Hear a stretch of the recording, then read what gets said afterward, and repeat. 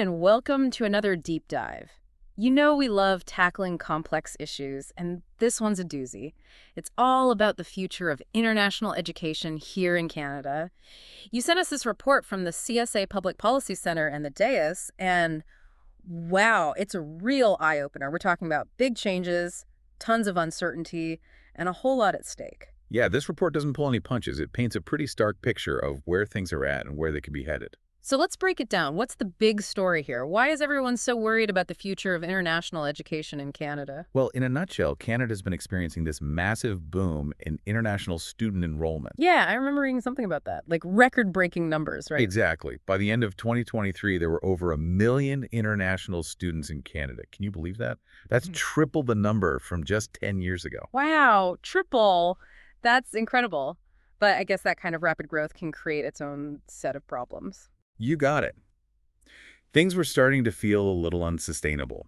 There were concerns about housing shortages, pressure on healthcare resources, and even exploitation of students by some shady recruiters and institutions. That's awful. So it sounds like the government decided to step in and make some changes. Yep. In early 2024, they announced a pretty drastic 35% reduction in study permits for the fall intake. And then, to make things even more complicated, they added another layer of changes in September. This time they included graduate students in the cap and put limits on access to the postgraduate work permit.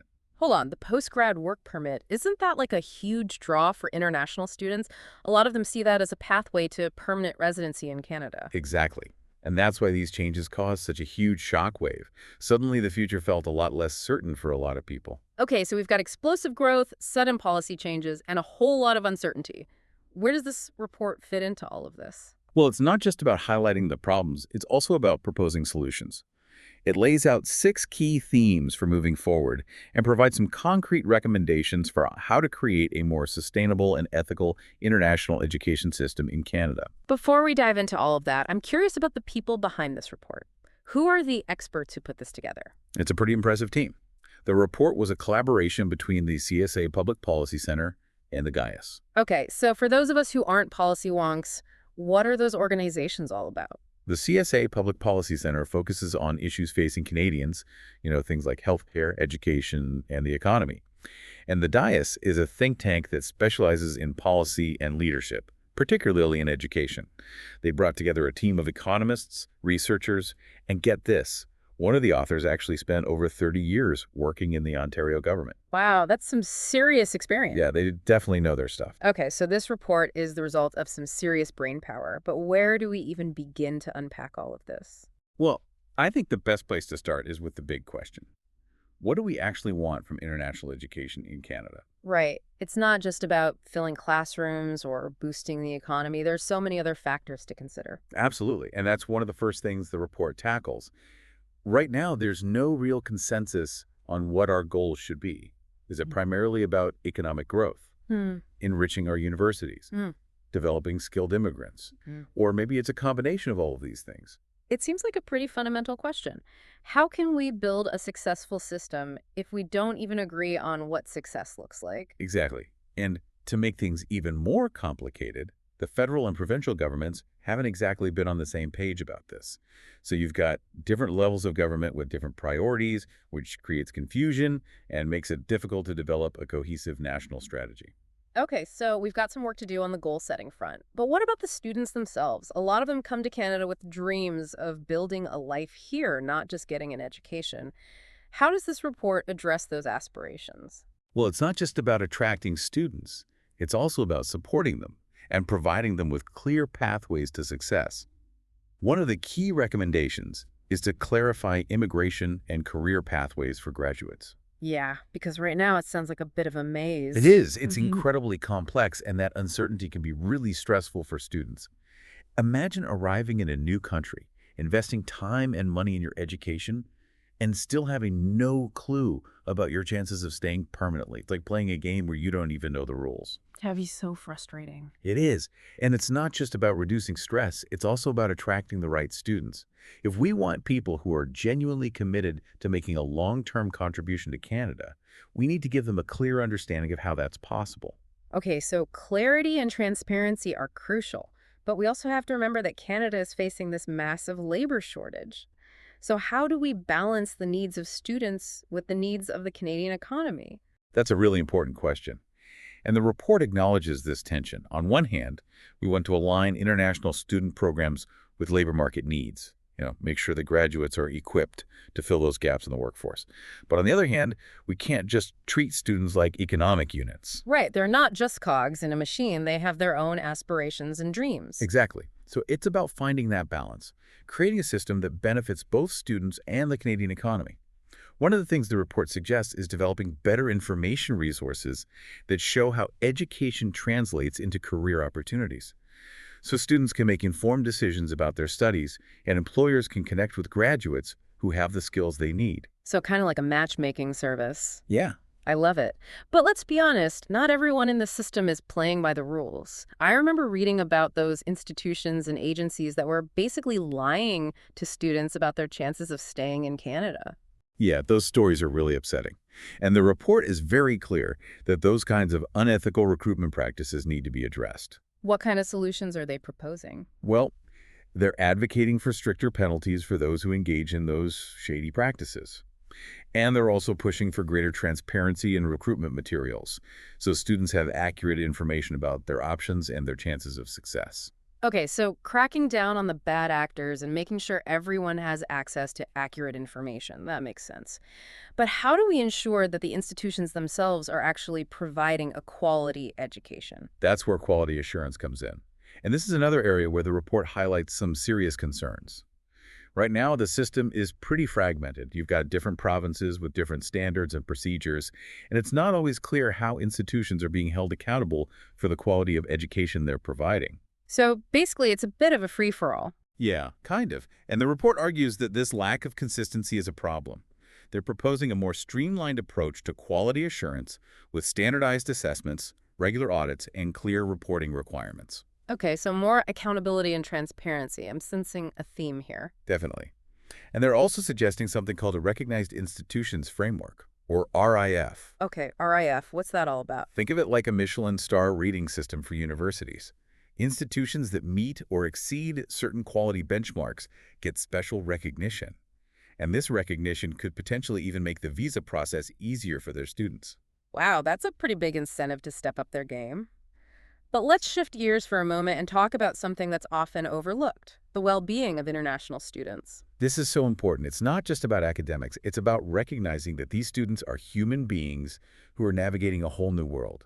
They're facing challenges with housing, healthcare, cultural differences, and they might be feeling isolated, homesick, or even experiencing discrimination. That's heartbreaking. What can we do to create a more welcoming and supportive environment for them? The report calls for a more comprehensive approach to student support services. Things like language support, academic advising, cultural orientation programs, and mental health counseling. It's about creating a system where international students feel truly supported and empowered, not just academically, but in all aspects of their lives. Okay, so we've talked about the big picture problems and goals, but what about the nitty-gritty solutions? What does this report actually recommend we do about all this? Well, it gets into some really practical stuff. For example, remember how those sudden policy changes threw everyone into chaos? The report suggests a much more predictable approach for setting the annual student visa cap and how it's allocated to different provinces. Yeah, imagine being a university trying to plan your budget and recruit students when you have no idea how many you'll be allowed to accept. Exactly. It's a recipe for disaster.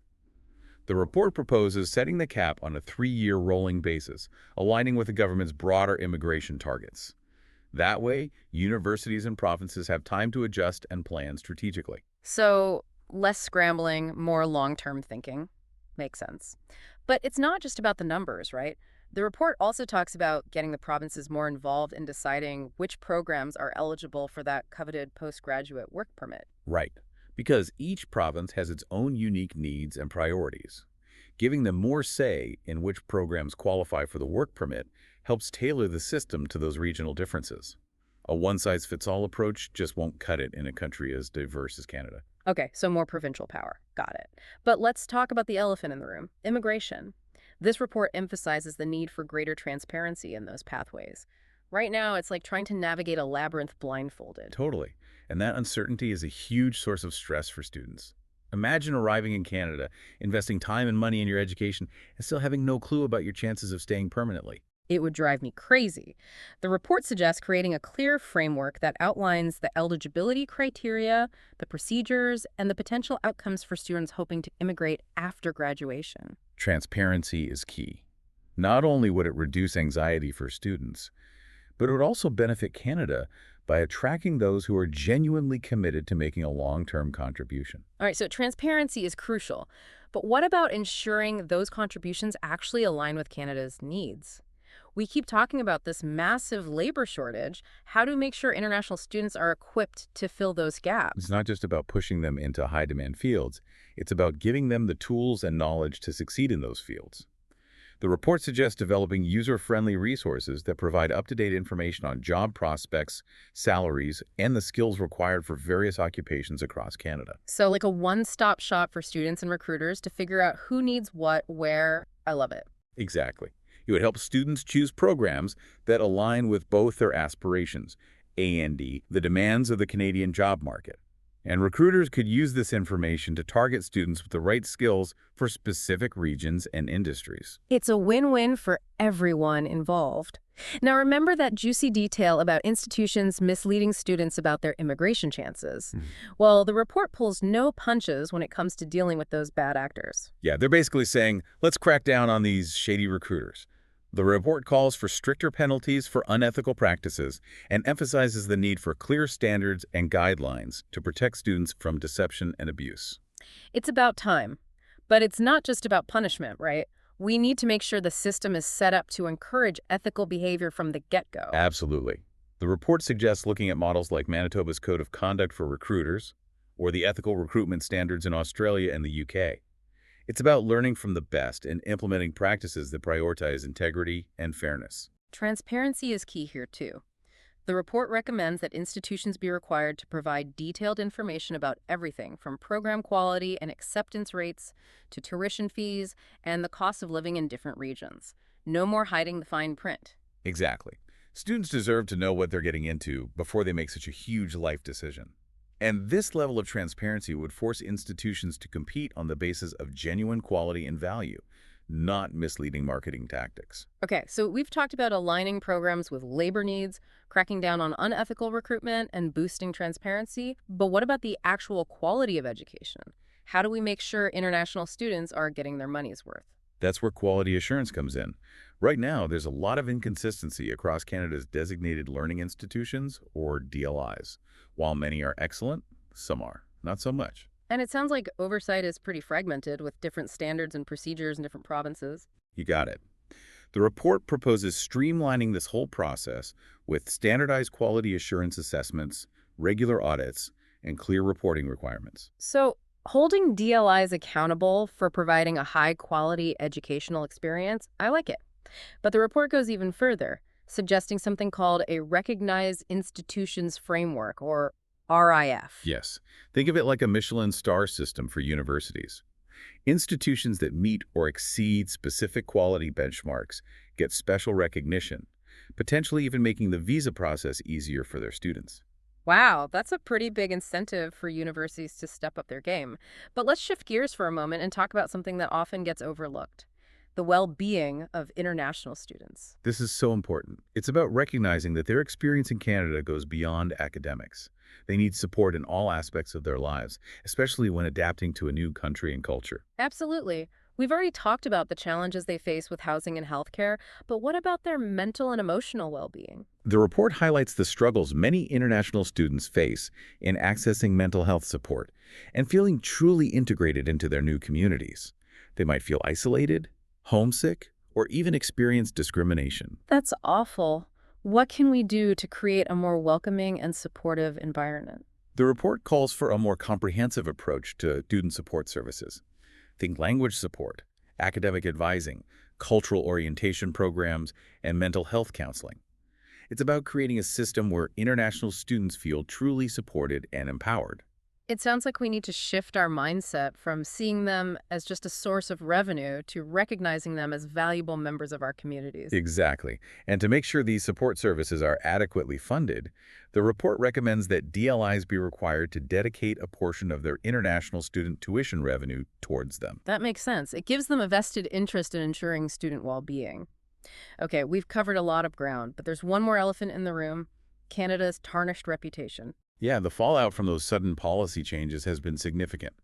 Applications are down, enrollment has plummeted, and many prospective students are looking elsewhere. So how do we rebuild trust and convince the world that Canada is still a top destination for international education? The report proposes a multifaceted strategy, starting with a coordinated marketing campaign that emphasizes the quality, diversity, and global connections of Canada's post-secondary institutions. It's about showcasing the unique advantages of studying here, beyond just the potential for immigration. It's about highlighting the experience, the opportunities, the incredible things Canada has to offer beyond just a piece of paper. Exactly. And it's about diversifying our recruitment efforts, reaching out to new regions, and showcasing the welcoming and inclusive nature of Canadian society. We need to cast a wider net and show the world that Canada is a place where everyone can thrive. Right. And finally, we need to be more transparent about the visa process. Less mystery, more clarity. It's about restoring confidence and demonstrating that Canada is committed to creating a fair, ethical, and supportive environment for international students. So it's about regaining trust, showcasing our strengths, and being honest about what we offer. No more smoke and mirrors. Exactly. We need to be clear about our goals, committed to providing a high-quality experience, and genuinely dedicated to the well-being of international students. That's the only way to rebuild our reputation and ensure the long-term success of Canada's international education system. Wow, we've really covered a lot of ground here. I feel like we've barely scratched the surface of this report. It is dense. There's so much to unpack here, but I think we've hit on some of the key takeaways. Definitely. And one thing that really stands out to me is that this isn't just about policy, it's about people. 100%. We're talking about the lives and futures of real people who have made the decision to come to Canada to study. They've invested time, money, and energy into this dream, and we have a responsibility to create a system that supports them and allows them to thrive. It's about recognizing them as valuable members of our communities, not just temporary visitors. Exactly. They enrich our classrooms, contribute to our economy, and bring new ideas and perspectives to our society. Think about it. A positive experience for international students today can lead to a more vibrant and innovative Canada tomorrow. Okay, so we're at this crossroads. The old system wasn't working, but we're still figuring out what the new system should look like. What's exciting is that we have this opportunity to create something truly exceptional. We could be a global leader in international education, setting an example for the rest of the world. That's the dream. But it's going to take a lot of work, collaboration, and open-mindedness. We need to be willing to have those tough conversations, to listen to different perspectives, and to find solutions that benefit both students and Canadian society as a whole. It's about finding that balance, protecting students, ensuring quality education, and aligning programs with the needs of the Canadian economy. And ultimately, it's about creating a system that reflects the best of what Canada has to offer. A system built on fairness, integrity, and a genuine commitment to student success. I think that's a perfect note to end on. This deep dive has been incredibly insightful, and it's given us a lot to think about. I agree. It's a complex issue with no easy answers. But hopefully, by having these conversations and exploring different perspectives, we can start to build a better future for international education in Canada. A future where everyone benefits. Thanks for joining us on this Until next time, those brains buzzing. and keep sending us those fascinating reports and articles. We love digging into them. See ya.